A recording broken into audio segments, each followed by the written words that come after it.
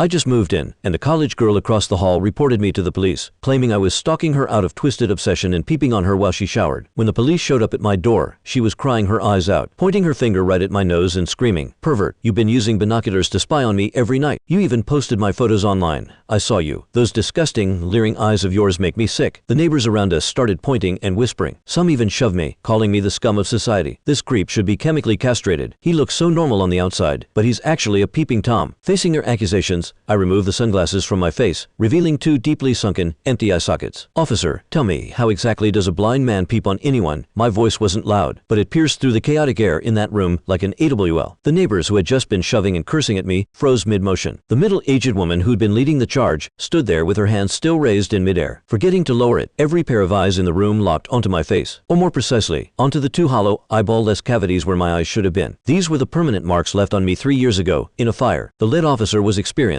His name was William. He froze for a moment, then furrowed his brow, his tone thick with impatience. "Don't lie to us. Whether you're really blind or not, we'll find out at the hospital." The girl across the hall, Mia Lee, paused her crying for a beat, then burst into even shriller sobs. "He's lying. He's just trying to get away with it. There's no way he can't see. He stands by his window watching me every night. Those eyes, those eyes." She seemed to want to describe my eyes, but the sight of my empty sockets scared her speechless. She just pointed at me, trembling all over. "Disgusting. This is so disgusting." Her outburst stirred up the neighbors again. Right, he must be faking it. These days, criminals will do anything. He'd even claimed to be blind just to escape punishment. A young man even stepped forward indignantly, trying to grab me by the collar. "You scum, I'm going to teach you a lesson today." The police officer blocked him. "What are you doing? Everyone stay back. The police will handle this." He turned to me, his eyes still full of suspicion and disgust. "You're coming with us." I didn't resist. I calmly held out both hands. Cold metal touched my wrists. Two younger officers flanked me on either side and led me toward the elevator. Behind me, Mia's crying mixed with the neighbors' curses into a chaotic din. "Scum of society, get out of our community. Hope you are already in prison." I could see the righteous expressions on their faces. I could also hear the pleasure in their voices as they trampled me into the mud. I stepped into the elevator. The metal doors slowly closed, cutting off the noise from outside. One of the younger officers, probably new to the job, couldn't help but ask me quietly, Are you really blind?" I tugged at the corner of my mouth, but didn't answer. The other officer patted his shoulder, signaling him to keep quiet, but I knew that in their minds, the scales had already tipped completely in favor of that tearful young girl. After all, it was a young, pretty, pitiful college student on one side, and on the other, a suspicious man living alone, wearing sunglasses, in their eyes. It was crystal clear who was the victim and who was the perpetrator. What they didn't know was this: sometimes, what the eyes see is the biggest lie of all. And I, a blind man, had seen something that none of them had. For instance, when Mia accused me, her heartbeat was steady, without a single ripple of genuine emotion. The interrogation room at the police station was harshly lit by fluorescent lights, and the air smelled faintly of mildew. I sat on a cold metal chair,